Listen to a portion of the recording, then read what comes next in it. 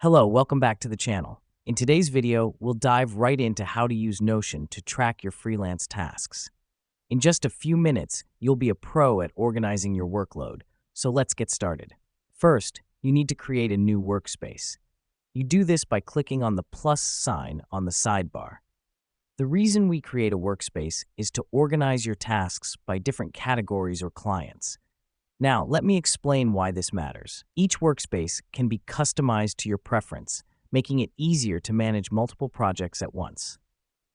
Next up, we'll create a new page within the workspace.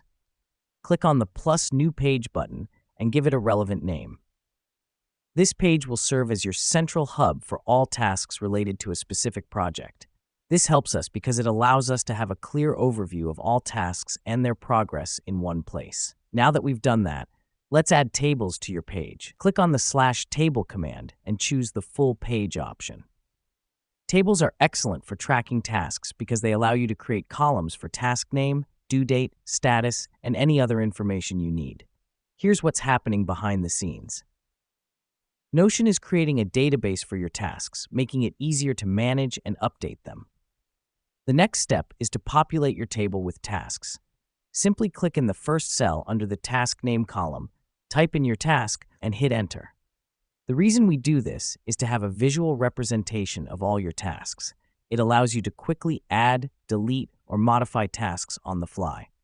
Finally, let's customize your page. Click on the Properties button on the top right of your table and toggle on the properties you want to be displayed. You can also add tags to your tasks for easier searching and sorting. This customization feature helps us because it ensures that your workspace is tailored to your unique workflow. And there you have it. With these steps, you'll be able to track and manage your freelance tasks efficiently using Notion. Remember, the key is to keep your workspace organized and your tasks updated. Thank you for tuning in today, and I'll see you in the next video.